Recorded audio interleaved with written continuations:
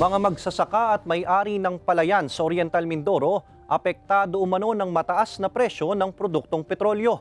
Alamin yan sa report ni Andrew Bernardo.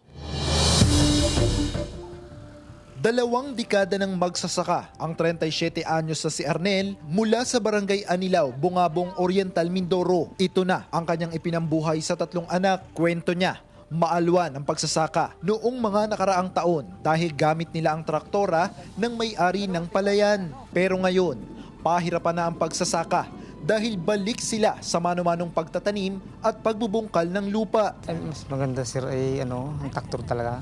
Malumpot, nakasakay eh. Ayon sa amo ni Arnel na si Glenor na may 5 hektaryang palayan sa bayan ng Rojas, hindi na sila gumagamit ng traktora para makatipid sa diesel. Sa hand tractor ay more or less 4 liters lang po ang isang unit sa maghapon.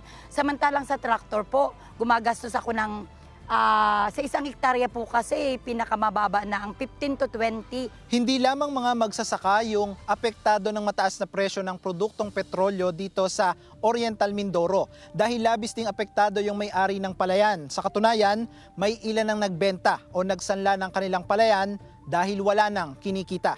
Ayon sa Municipal Agriculture ng Rojas, mahigit 1,000 magsasaka sa bayan ang apektado ng mataas na presyo ng langis. May tulong naman umano ang lokal na pamahalaan. Pero sa mga tinanggap namin doon sa 5,000 na subsidy, marami pa rin pumupunta dito bakit hindi sila nakasama. Pero ang sagot namin bilang sa opisina is limited ang pundo. Sabi ko nga po sa asawa ko, malapit na akong sumuko. Pero kung ganito po ang magiging sitwasyon habang buhay sa presyo ng diesel at o ng fuel, ay marami po ang susukong mga farmers, hindi na po magtatanim ng palay. Bahagya namang makakahinga na maluwag si Aling Glenor at mga magsasaka hindi lang sa Rojas, ganun din sa Oriental Mindoro. Ito'y dahil sa halos 2 piso na rollback sa produktong petrolyo na ipinatupad kaninang umaga. Ayon sa DOE, mababang demand pa rin ang langis sa world market ang dahilan ng rollback.